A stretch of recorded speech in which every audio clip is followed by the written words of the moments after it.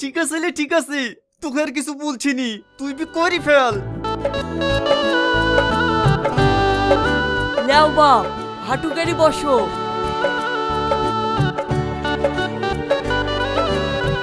পরাণ পুণ্যবাসী সাবদুলের কন্যা তুই না খাতুন 10,001 টাকা দেনমোহরের পরিবর্তে তোমাকে শাদি করতে রাজি আছে, তুমি কি কবুল?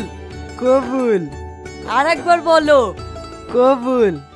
ভাই এখনো সময় আছে, আর একবার কবুল বলার আগে ভালো করে ভেবে দেখ। কি ব্যাপার, কোনো সমস্যা? না না, কোনো সমস্যা নাই, আপনি বিপণনের কাজ চালু রাখেন। তুই চুপ কর। আর একবার বলো বাপ, কবুল। কবুল। ভালো ভালো বিয়ের কাজ সম্পূর্ণ হলো, এবার আপনারা হাত তুলে দোয়াটা করে দেন। হ্যাঁ, একটু ভালো করে দোয়াটা করে দিন, জানে বোরাজাব থেকে একটু বাঁচে। এতগুলো মানুষের সামনে কি বলছি রে? আরে আরে সবাই জানে তো সংসারটা জানে ভালোভাবে চলে, তার লেগে দোয়াটা করছে। লে লে, ভালো করে তো সেই দোয়াটা করিলে, এইবার তুই হাড়ে হাড়ে টের পাবি বউ কি জিনিস।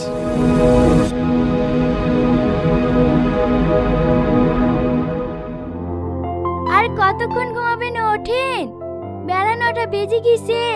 এই দেখেন আপনার লেগে চাল এসছি, ওঠেন। চাল এসছি, ঠিক আছে দে।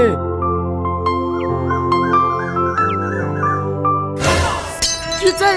তুই আমাকে মেরে ফেলার লেগে লেগেছিস নাকি? চাই কেউ এত চিনি দেন? আমি বুঝতে পারিনি, দাঁড়ান, এবার ভালো করে চা করলে আসছি। ঠিক আছে, চা পরে করিস, আগে বাথরুমে পানি রেডি কর, আমি গা ধোবো। ঠিক আছে।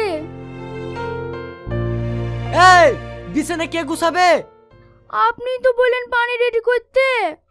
আবার মুখে মুখে তর্ক, যা বলবো মুখ বুঝে শুনবি।